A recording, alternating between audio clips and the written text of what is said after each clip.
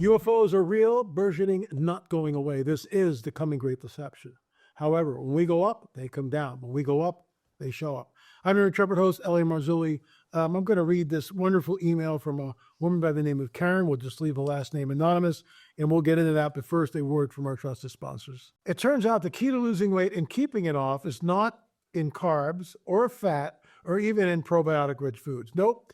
The end game of having a healthy weight, as well as more energy and a long, healthy life, comes down to a specific switch you can flip in your body to flush out unnecessary calories. Dr. Stephen Gundry is calling this caloric bypass. And by activating this specific process in your body, he has seen thousands, that's right, thousands of people dramatically improve their health, even at age 50 and beyond. This includes losing weight, getting tons more energy, and returning to the good health they had in their youth once they simply addressed this one key to better health. Not only that, this is actually associated with improved digestion, strong feeling joints and muscles, smoother skin, and healthier lives, meaning it could be the key to a happy life. Dr. Stephen Gundry has lost 70 pounds himself using his research and has kept the weight off for over 20 years and counting. His digestive issues are gone, his health is fantastic, and he feels younger and healthier today than he did in his 40s.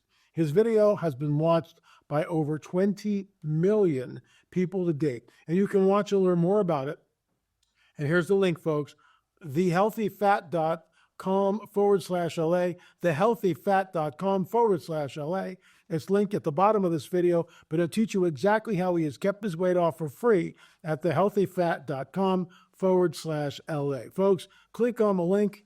And again, results may vary. I'm taking the vitamins that he's given me, and so far it's been good. And these are the claims of our sponsor, not necessarily those of Spiral of Life or L.A. Marzulli. Okay, folks, I love this because, people who are reading Rungs of Disclosure, and I realize, it's a shameless plug. Yeah, it's a shameless plug. You need to get the book. This thing is coming down, but stay ignorant the rest of your life. It's okay. Don't read the book. Pretend that you know everything. But the research that went into this, decades of research, the 10-box DVD set. So I'm already telling you what this show is about. It's about the burgeoning UFO phenomenon. So let's get into this. Mr. Marzulli, I'm currently reading Rungs of Disclosure. Well, thank you. I appreciate that, Karen. I do a lot of research, so I don't remember where I heard of you. I am almost X amount of age and have been in church all my life and a follower of Jesus since a very young age. I am just now learning that the Nephilim, gods of old mythology, aliens, and New Age teaching is all demonic. Let me just stop right there. I'll make a little note so I have my place.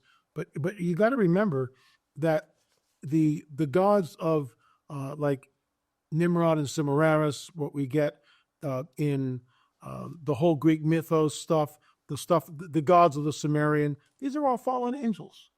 They were here, and they continued after the flood. What do you think the Nephilim, this is why the book Countermove is so important. How the Nephilim returned after the flood. There was a second, third, fourth, fifth, sixth incursion. It's going on today, Daniel 2:43, but I digress. So all of the New Age teaching moves a person away from a Christ-centered worldview into this pantheon of extraterrestrial, which are not, they are interdimensional. They are the fallen ones, and they want to be worshipped, which is why they set up shop in all different locations all over the globe. Let's continue. I have not had any dealings in any New Age teachings, and I have always known that satanic worship and witchcraft, seances, tarot cards, psychics, mediums, sorcery, etc. are detestable to God. And hearing more about the reality of aliens in recent research, it is making total sense that all of this comes from the same source, the fallen one, the devil and his demons. I just wanted to mention that when your road of church is not responding to such news that is coming out recently about the government now recognizing the reality, the so-called reality of aliens and flying saucers, I wonder, are pastors, leaders in churches aware of this? Let me stop right there. I'll make a little note. Actually, the highlighter is even better. Where's my highlighter? So, okay. So let me just address that. Many wonderful, good-hearted pastors don't touch the subject. And the fallback position, well, we're just going to let that go. We're here to teach the Bible. And I understand that. But so much of the Bible talks about end time delusion, what's happening in the last days. Why would, if you want to teach the Bible, what is Jesus when he says even the elect would be deceived if that were possible? And that whole thing, of course, is the Matthew 24 discourse. Luke, what is it? Matthew 24, Luke 21, and Mark 13. When you look at that, why is Jesus warning us? It'd be like the days of Noah. Men faint for fearfulness coming upon the earth. Unless those days were shortened, no flesh would survive. Maybe we should be doing a look at that. Let no one deceive you. Many will come in my name. I do a whole presentation called The Days of Chaos. And in that, I take that Matthew 24 discourse and go, wars and rumors of wars, famines and pestilence, earthquakes in diverse places, troubles and times, and I unpack that. And I show, many will come in my name. Here are all these false Christs. Earthquakes through the roof. Signs and wonders. Here it is, coming. So many of the pastors who use that argument as a fallback, or let me say this again. Many pastors who use the idea that we're here just to teach the Bible as a fallback position as to why they're not dealing with this are, in my humble opinion, completely missing the ball, completely missing the mark. Why? Because this is happening. This is the beginning of a strong delusion. This is the coming great deception. It is. This is how you get a one world government and a one world religious system that the Bible tells us will happen in the last days. You go back 200 years and you read Revelation and go, well, that's impossible. That'll never happen. You can't get a global government. We're not connected. Now we are connected. Because of the myriad of satellites with travel all around the globe, we are totally connected, folks. Think about that. Totally connected in ways that are historically 100% unprecedented. It's important for pastors to start dealing with this. I do shows every day on YouTube. I go to conferences. I'm all over the place with all sorts of, interviews. And yet, just so you know, there are 3 churches here in Malibu that I know of. There's actually more. I've never been invited to one of them. How's that? And it's okay.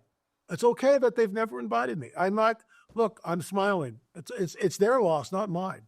But we don't attend any of them. Sometimes we will pop in just to see what's going on, but that's it. So let's continue.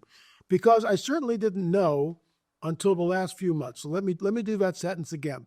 I wonder, are pastors, leaders in churches aware of this?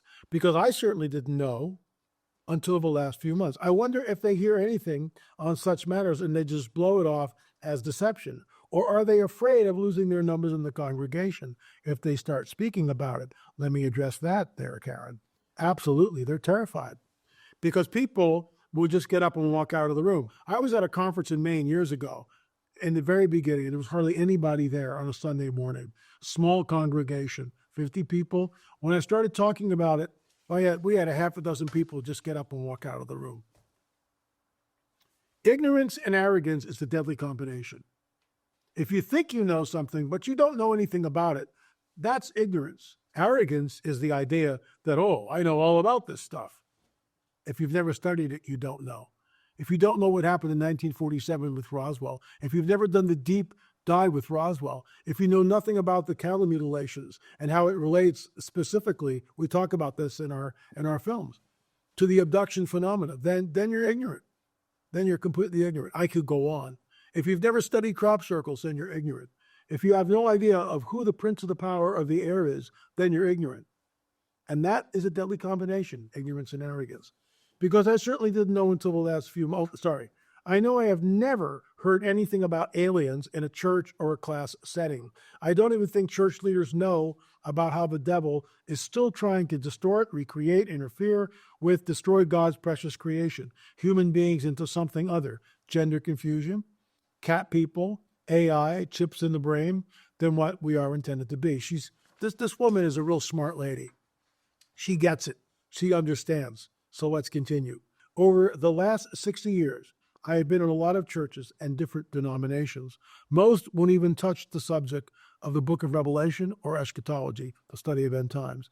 And right now, so many are not even correlating what is going on in the world to what the Bible says about the end times. I just want to say thank you for getting this out there. It makes so much sense. I don't know if you have ever heard of Bible Study Fellowship, but right now, all over the world, men and women are studying Revelation from an expository approach. I think those of us who are in the Word are seeing that what is going on in our world today is very much the end of the end playing out. Let me just make a mark there. I couldn't agree with you more. I believe we are in the last of the last days. And all of this UFO phenomena starts, you get 1945, you get Hiroshima and Nagasaki, okay? Then 1947, you get the Roswell event, where there was a disc that absolutely crashed. There's no doubt about it in my mind. We have 2 films on Roswell. You need to do your homework. You know, you can go to our streaming site, streaming.lamarzulli.net, and watch each of the films for $5 a piece. Who else does that, okay? It's not like we're trying to retire, folks. I'll be 75 this year. Hello. There is no retirement. I'm not playing pickleball every day. I'm here and I'm working, but I digress. So the bottom line is 1945 Hiroshima, 47 Roswell, 48 you get Israel becoming a nation. This is when the entire UFO phenomena, as we know it, takes off in ways that are unprecedented. This is when the abduction phenomena starts. Crop circles, cattle mutilation, everything they were cattle mutilations before, 48, I get that. But look at Snippy. That's ground zero in America. That's after 1948.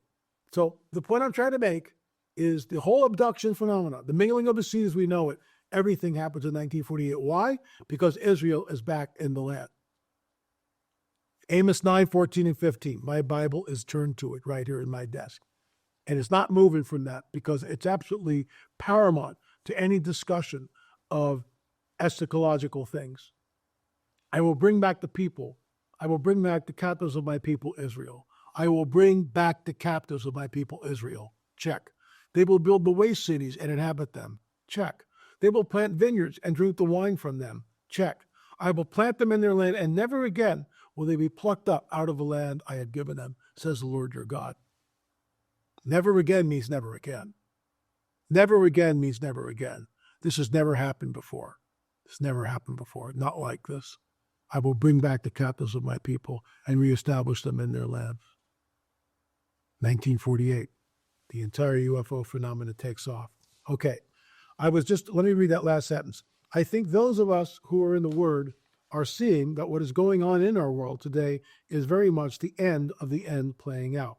I was just told that there are some people who have left the study group because it's not talking about what is going on in the world right now. So many church people are so blinded by so many other things. So I guess my questions are, 1, have you talked to many preachers, leaders about getting the word out, and what are their responses? And 2, what can we, lay people, do to help people become aware? Thank you for your time in reading this. Well, let's walk through that.